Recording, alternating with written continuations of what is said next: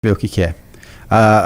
O registro automático para o exército americano volta com o famoso draft a se começar em dezembro. Para quem não sabe o que é o draft é o alistamento militar obrigatório americano, que é diferente do brasileiro, né? O alistamento militar aqui no Brasil funciona mais ou menos assim. Você fala lá, você quer servir quando você tem 18 anos, você fala não quero, e eles botam você no treino militar e você vai ficar pintando meio fio. Nos Estados Unidos, quando você sofre um draft, basicamente o que acontece é eles pegam você e falam assim, amigão, agora você vai pra linha de frente tomar bala, né?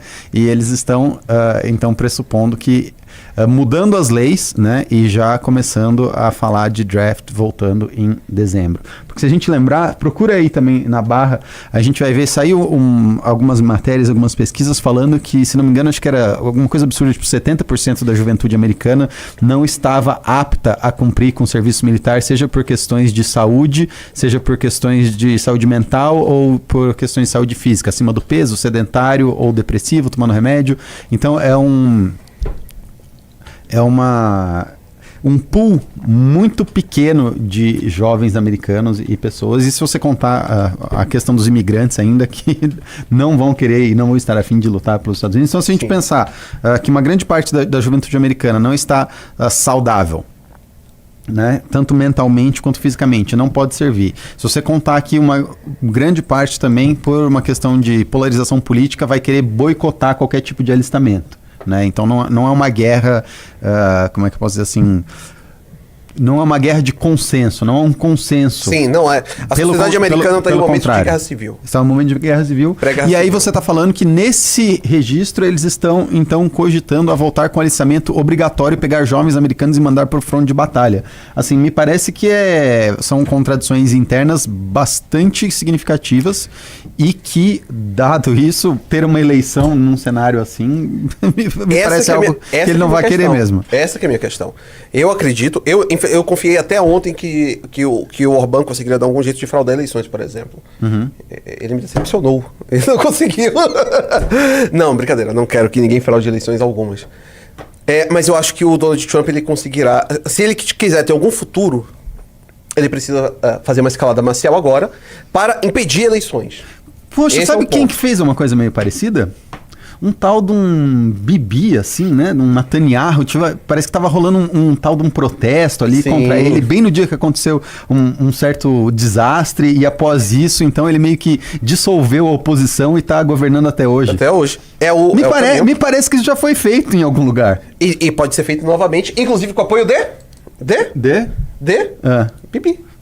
Lógico. Me parece que esse manual já foi testado em algum outro lugar, né?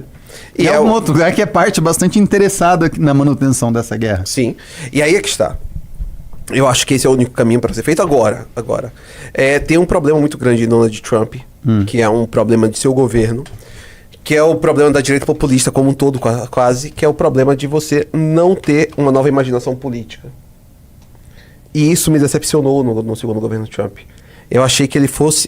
Eu cheguei a escrever isso. Se ele quisesse ter algum futuro para... se ele quisesse ter algum futuro para a América, ele precisava ser uma espécie de César. E o que seria ser um César? É uma figura de transição. Né? É uma figura de transição entre a ordem vigente e que está morrendo e a ordem vindoura que deverá nascer. Ele não está conseguindo ser esse César. E esse é um problema do Donald Trump, ele não está conseguindo ser esse César. Entretanto, eu acho que ainda tem caminho. São 2 anos que ele tem pela frente. E uma escalada marcial é a única forma de você poder fazer a ascensão do cesarismo. Tem um excelente livro do Rocher, que é Cesarismo, né? É um livro antigo, acho que é do século XVIII, XIX, acho que XIX. Aqui, achei. Vamos lá, vou ler aqui. Manda pra mim aí. Não, mas ele não achou o link, ele só fez o resumo aqui mas é isso, ó, pro Orlando ver que eu não tô falando bobagem. Não, pode colocar, por favor. 71 a 77% dos americanos entre 17 e 24 são ineligible, né? Não podem ser alistados pelo serviço militar obrigatório por conta de obesidade, sedentarismo, uso de drogas e saúde mental e psíquica. Ou seja, os outros, né?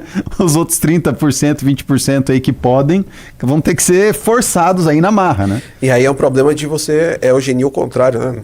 Sim. Os capazes vão morrer na guerra. Os incapazes ficam e dominam as universidades americanas.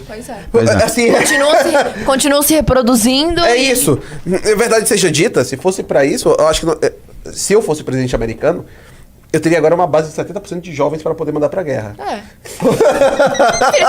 Porque a gente viu aqui, enquanto eu tava procurando a notícia, eu vi aqui... 70% de jovens para mandar pra guerra, mas senhor, eles são incapazes. Exatamente isso. Enquanto eu tava procurando a notícia aqui, eu vi uma notícia falando que 25% das pessoas que vão pra guerra tem algum tipo de sequela psicológica. Não, é um... Bom, manda as pessoas que já estão com problema psicológico, elas já estão com problema mesmo. O problema é que daí você não ganha a guerra, né? O problema é que você mandar um monte de depressivo pra guerra e pessoas com problemas mentais pra guerra, é que esses caras chegam lá, começam a se matar, começam a matar um outro, né? Começam a dar friendly fire. É um problemaço isso. Parece eu jogando CS. Exato. É tipo isso, é o cotoco do LoL, né? Que não fica andando na lane dele. E vai virar meio que uma profecia autorrealizável a questão com a China, né? Olha, a China está perto de nos ultrapassar, estão tentando ir contra o dólar, etc, etc. E precisamos fazer esse tipo de guerra. Esse tipo de guerra vai acelerar, obviamente, certas sucessões. Existe um problema hoje em relação ao Irã, que é o petrodólar. O petrodólar virou um problema para ele. Por quê? Quer dizer, não é que virou um problema. Há um problema para o petrodólar nesse momento. O Estreito de Hormuz está fechado. E essa é a grande vitória iraniana. E o Irã tá cobrando Bitcoin para liberar os navios, né? Não tá cobrando ouro. Nem dólar, nem nada. Ele tá cobrando Bitcoin ou, sei lá, uma moeda chinesa, qualquer coisa que ele quiser. Pronto. Aí, chega agora em um ponto que é... A vitória iraniana é só manter aquilo ali fechado. E aí o Merreiro me perguntou de manhã, tá, mas como é que eles mantêm aquilo fechado? Pô, tipo, tem 2 porta-aviões americanos ali, como que eles conseguem manter aquilo fechado? Eu falei, simples, eles não precisam de um navio para isso. Tá cheio de mina e tem drone. Eles só precisam disso. É algo de baixo custo militar, que eles têm um amplo know-how, que ainda tem hoje fornecimento russo para eles, porque houve uma inversão desse polo. Sim.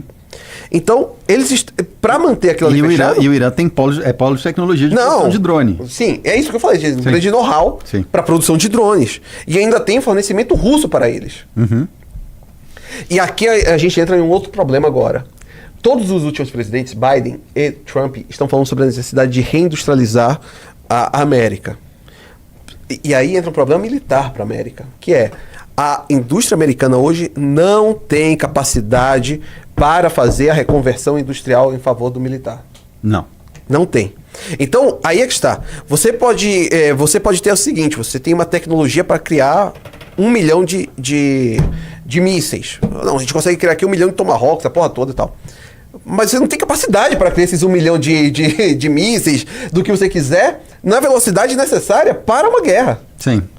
Porque em questões bélicas, e tem alguns estudos sobre isso, né, que os Estados Unidos de fato tem um estoque muito grande de armas, e mísseis e bombas. O problema é que uma vez que esse estoque comece a acabar, a capacidade fabril começa a contar, né? Então você vai atirando, suas balas vão acabando, então você vira a sua economia de uma economia de mercado para uma economia de guerra, e aí você pega, por exemplo, aquela fábrica que estava fazendo carro e você fala, olha, fábrica, agora você não faz mais carro, agora você faz tanque de guerra. Agora aquela fábrica que fazia, sei lá, computador, vocês não fazem mais computador, agora vocês montam um drone. E isso é o que vai, como eu vou dizer, completando esses estoques novos.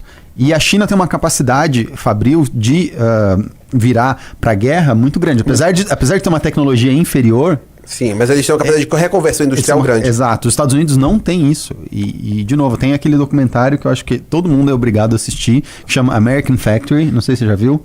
Não. Vê se você consegue pôr o trailer ou o trailer derruba a live? Derruba. Trailer derruba a live, beleza. É um documentário que chama... A fábrica americana, American Factory, sobre uns chineses que tentam fazer uma fábrica de vidro nos Estados Unidos.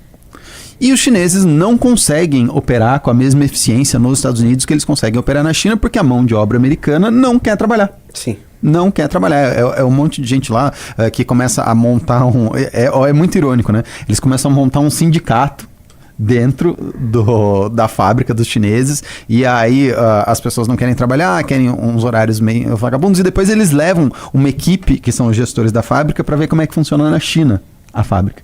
E aí os chineses é aquela coisa, tipo, pô, os caras trabalhando, sei lá, turno de 14 horas, cantando o hino da China de manhã, todo mundo trabalhando e atendendo os americanos visitantes super bem, mas a fábrica funciona com uma capacidade muito grande. E assim, é um problema, e isso é um problema que a gente vai ter que enfrentar aqui no Brasil também, tá?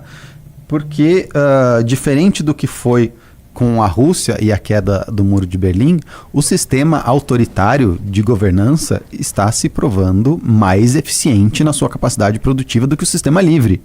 A gente inverteu o paradigma. Sim. Na época da Rússia, os Estados Unidos conseguiu provar que a liberdade individual era mais eficaz que o planejamento econômico. Sim. E que as ditaduras. Então, os Estados Unidos, tinha maior capacidade produtiva, tinha maior tecnologia. Hoje, parece que esse jogo está mudando. Mas é que eu tenho uma divergência nisso. Erroneamente, os anos 90 trouxeram a ideia de que uma democracia era mais eficiente do que uma ditadura por conta da questão dos Estados Unidos versus União Soviética. E, de fato, não era isso a questão. Era sobre a oxigenação de um regime e a calcificação de outro regime. O Neil Ferguson, quando faz a crítica sobre a sovietização americana, ele faz isso a partir da hipertrofia da burocracia americana. A hipertrofia da burocracia americana fez com que o Estado americano se tornasse calcificado, engessado, então, com todas as suas articulações. Aloysio, consegue trazer água, por favor? Para mim também, por favor. Calcificado e que não consegue, então, acompanhar as mudanças necessárias. E qual é a questão da China? A forma burocrática da China é completamente diferente, ela é dinâmica. E é uma dinâmica que consegue fluir muito bem entre o local e o central e o local. Perfeito. E tem alguns mecanismos muito interessantes, né? Eu achei aquele mecanismo do think tank de oposição muito foda. A gente já conversou sobre isso, né? Então, na China, obviamente, existe censura. Você não pode fazer oposição aberta ao partido, né? Tem, inclusive, algumas coisas ridículas. Por exemplo, aqueles caras que tiram foto de um cone de trânsito, e o cone de trânsito tem as mesmas cores do ursinho Puff. O ursinho Puff é como eles zoam o Xi Jinping. Então, os aplicativos chineses tiram a sua foto do cone porque você está zoando o presidente do partido. Mas, enfim, eles, para não incorrerem, então, no erro, né, de não serem capazes de fazer autocrítica, eles desenvolveram think tanks. Então, eles pegam vários professores universitários, vários técnicos, vários engenheiros, e esses caras ficam pensando criticamente sobre os erros do governo, em vez de fazerem como a gente faria num país democrático, que é, bota na internet e saem batendo na autoridade. Eles discutem isso internamente. Lógico que isso tem várias críticas a isso, mas é um modelo interessante de se tratar com contraditório dentro de uma ditadura, né? A gente tem que lembrar que, assim, os chineses estudaram muito as ditaduras comunistas que deram errado do século XX, e eles falaram assim, deu errado por isso, então a gente precisa resolver esse problema. É porque eu não consigo nem achar a China uma ditadura. Assim como, por exemplo, eu vou dizer que uma coisa que é meio polêmica. Eu não acho nem China nem Rússia ditaduras. Não acho. Acho que tem um autoritarismo soft, mas não acho que são ditaduras. Por quê? O que falta para a China ser uma ditadura? Deixa eu entender. Falta muita coisa. Há um espaço para você fazer críticas internas, há um espaço para a ascensão de outras lideranças, a forma como essa liderança, como a substituição de liderança e a ascensão de liderança se dá, não é totalmente personalista. Então, existem muitas questões. Há uma liberdade na dinâmica social chinesa gigantesca. A capacidade migratória chinesa, ela existe, né? Então, temos aqui diversas questões que fazem que a China não é uma ditadura. Eu acho que está muito longe, por exemplo, de ser o que é uma ditadura. Se formos comparar, por exemplo, com o que foi a Venezuela há pouco tempo, né? Está muito longe disso. Assim como eu não acho a Rússia uma ditadura. Eu acho a Rússia uma espécie de autoritarismo soft. E o Brasil? Um autoritarismo soft também. Estamos na mesma. Estamos na mesma, só com que a gente diferença. Só tem a parte ruim. Exatamente isso. Então, não vejo dessa forma. E é porque estamos tão... Existe um problema prático na discussão política hoje, que é tudo aquilo que foge de democracia é tratado como ditadura. Sim. Então, se você não for uma democracia liberal, você é uma ditadura. Eu vou falar que El Salvador é uma ditadura, né? Exatamente. Não faz o menor sentido. El Salvador é uma ditadura? Não acho. Né? El Salvador. E ali também tem uma espécie, tudo bem, completamente diferente, porque tem uma oposição vívida, tem uma vida partidária, essa oposição, etc. Mas tem uma espécie de autoritarismo soft em diversos sentidos ali. Sim. Né? Inclusive, eu defendo que o regime brasileiro ele precisa ser. Pronto, Salazar. O Estado Novo de Salazar. Não era uma ditadura propriamente dita. Não era uma ditadura propriamente dita. Apesar de que o momento necessitava de um cesarismo. Vamos falar em categorias, então. Sim. Aqui. O que um Estado precisa ter para você classificar ele como uma ditadura que esses países não têm? Vamos lá, para caracterizar onde a gente dá o salto qualitativo? Por que Pronto. alguma coisa é uma ditadura e outra coisa não é uma ditadura? Eu cheguei a gravar isso para a Valete Plus, que seria a diferença entre cesarismo, ditadores e monarcas. Né? Stalin, por exemplo, ele é um ditador propriamente dito. Uma ditadura, ela precisa, primeiro ponto, asfixiar todo tipo de oposição. Qualquer tipo de oposição, até mesmo interna. Não à toa, a gente tem até aqueles intelectuais leninistas que foram perseguidos por Stalin. Né? Precisamos ter também um grande controle sobre as fronteiras para evitar saídas e fugas. Um outro ponto que existe é a extrema burocratização do regime, para que possa assim funcionar. Eu acho que isso caracteriza uma ditadura. Tipo Coreia do Norte. Tipo Coreia do Norte, tipo o stalinismo, tipo Venezuela. Passamos por isso. O que seria um César? São os períodos de autoritarismo de transição. Então, eu acho que o Bukele ascende como um César. Tem agora aquela editora Imperium, a editora Imperium, acho que é o nome da editora assim, que ela republicou o livro do Rocher sobre cesarismo, com um grande prefácio anterior, que pega essas experiências atuais e coloca, obviamente, o Bukele entre as experiências cesaristas, né? E tem o monarca, quer ver? Pronto, olha, Vladimir Lenin foi um cesarista. Foi um César. Por quê? Vladimir Lenin foi um César. Ele necessariamente pega de um regime e ele inicia um processo de transição para um novo regime. Ele vai fazendo esse tipo de coisa, que é completamente diferente. Né? O pessoal tá um pouco preocupado no chat por conta disso que tá falando. Se não, vocês são tão ditadores quanto o Stalin. Vocês não aguentam uma discussão. Não conseguem uma discussão de conceituação, cara. O pessoal fica preocupado. Os nossos inimigos. Os inimigos estão pegando qualquer coisa pra criticar a gente. Você acha que vai ser essa minha live aqui que vai gerar problema? Mas eu acho que tem essas diferenças. Não, mas próprias. Só para entender a sua epistemologia da ditadura aqui que você está falando, por que uma coisa é uma ditadura e por que uma coisa não é uma ditadura? Sim. Porque é muito freestyle, né? Existe uma corrente de pensamento ditadura freestyle. Então, olha lá, o Xandão fez alguma coisa e a galera fica, ditadura do Brasil. Mas isso aí é porque as pessoas é uma questão completamente... Não, eu entendo que é um recurso semântico de você falar quando alguém está exercendo alguma espécie de autoritarismo, você já extrapolar para a figura de uma ditadura. Mas é interessante a gente fazer essa epistemologia e tentar traçar uma linha de por que algo é uma ditadura e por que algo não é uma ditadura. E aí é que está. Por que são consideradas ditaduras todos os regimes que exercem sua autoridade? Não é? E por que inclusive, quando falávamos sobre a missão, sobre centralismo democrático, etc., falávamos o seguinte, mas isso não é ditadura? Mas isso não é ditadura e tal? Isso parece muito autoritário. Porque todo tipo de autoridade exercida, no final, torna-se uma forma ditatorial, porque a democracia se baseia na destituição de toda autoridade. Sim. E como princípio último da organização política. Exatamente. Né? Não pode haver nada que não seja democracia e qualquer coisa que não seja democracia é necessariamente ditatorial. As manifestações pós-crise de 2008 mais pediam? Uma espécie de horizontalidade. Era aquela ideia de fazer tudo de forma horizontal, de não existir uma autoridade acima da outra. Tinha até aquela frase engraçadíssima em espanhol que era assim, contra toda autoridade exceto da minha mãe. Né? Porque que era assim, toda autoridade tem que ser destituída de valor, etc. E temos que horizontalizar com tudo. Que seria uma anarquia, né? Praticamente uma anarquia. Que chamam de democracia direta. Né? Que só vi funcionar num lugar do mundo até hoje. Qual? A Suíça. Que é o único.